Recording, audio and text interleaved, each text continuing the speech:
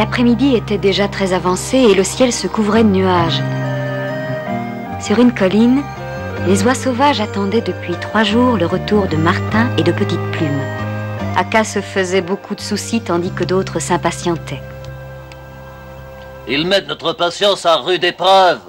Je trouve ça incorrect de nous faire attendre aussi longtemps. En plus, ils savent bien que nous devons partir pour la Laponie et que nous sommes pressés. On ne les voit toujours pas à l'horizon. Tout ce temps perdu à attendre et qui sait s'ils reviendront. Exit, toi qui as toujours de bonnes idées, dis-nous ce qu'on doit faire. Je vous avoue que je suis très inquiet. Ils ont sans doute des ennuis.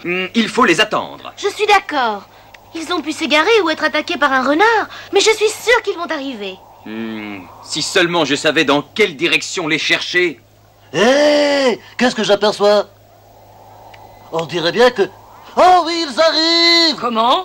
Ah oui, tu as raison, je les aperçois là-haut. Ah, je suis heureux. Oh, ce n'est pas trop tôt. J'espère qu'ils ont une bonne excuse. Enfin. Oh, j'en peux plus. Est-ce que c'est encore loin? Mais non, tu le vois bien, on arrive. Quel bonheur. Ils ont retrouvé Nils et Quenotte. Même si vous êtes en retard. Vous êtes les bienvenus. Ce gros poussin voudrait nous accompagner jusqu'en Laponie? Je l'ai toujours dit, un jarre domestique doit rester chez lui. Quoi? Les jarres domestiques sont gros et gras et ne pensent qu'à manger.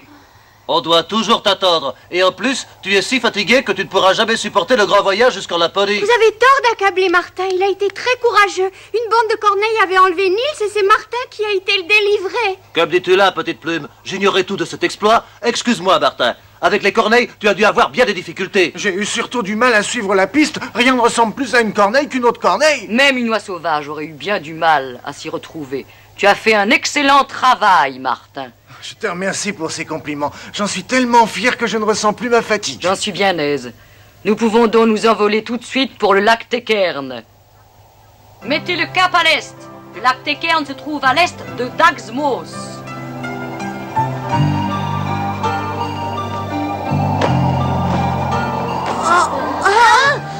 Où suis-je? Non.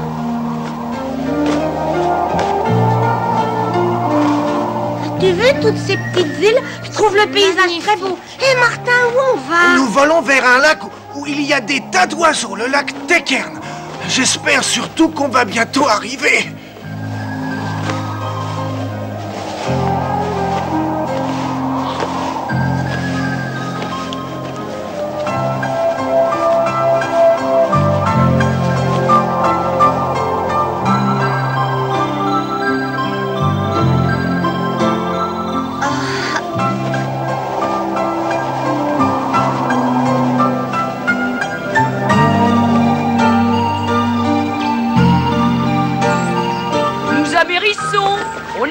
On amérit. Nous amérissons.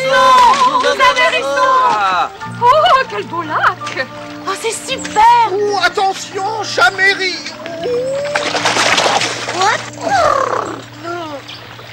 Regardez, notre place habituelle est déjà occupée. Le lac est assez Il y a de la grand. place pour tout le monde. Oh, il y a beaucoup de monde aujourd'hui. Oui, cherchons un peu plus loin. On trouvera bien un autre endroit. Allez, dedans. Oui, allez, dedans. Est-ce que tu es jaloux par hasard? Oui, tu n'arrêtes pas de regarder dans sa direction. Quenotte et moi aimerions te présenter nos excuses. J'espère que tu ne nous en veux pas. Je sais qu'on t'a fait attendre très longtemps. Je suis vraiment désolée. D'autant que ma seule excuse, c'est d'avoir eu très faim. Je comprends parfaitement que tu aies voulu manger autre chose que des baies. C'est très beau ici.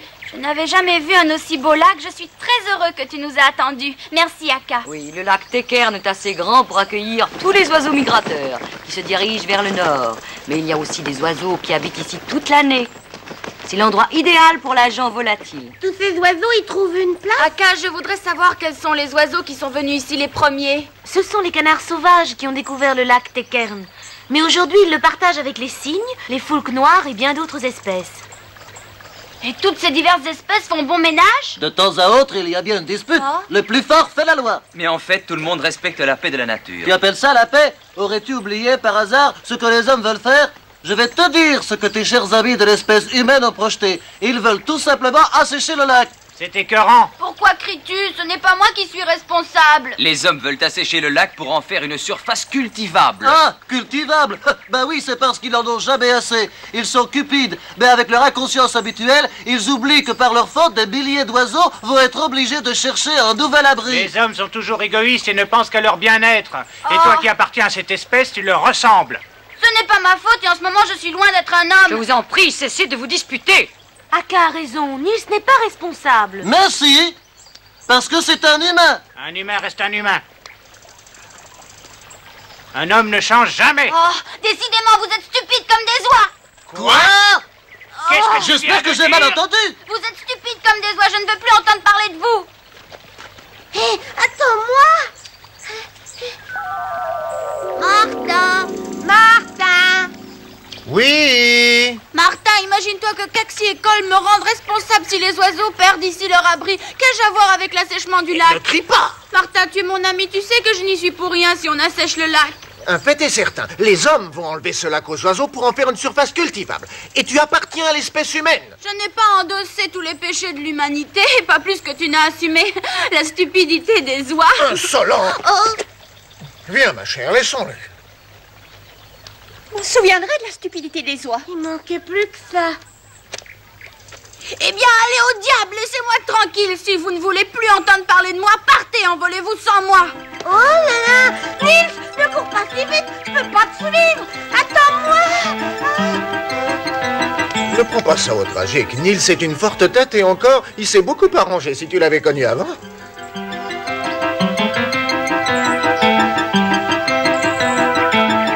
Si tu continues à courir aussi vite, je vais me trouver mal.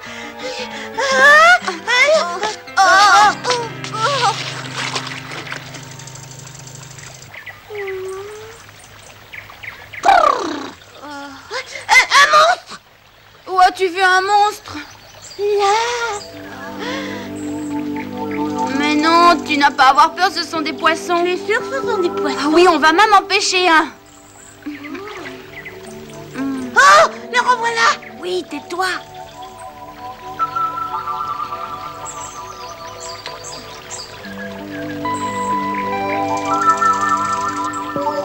Tu vois, un bonnet, ça sert à tout.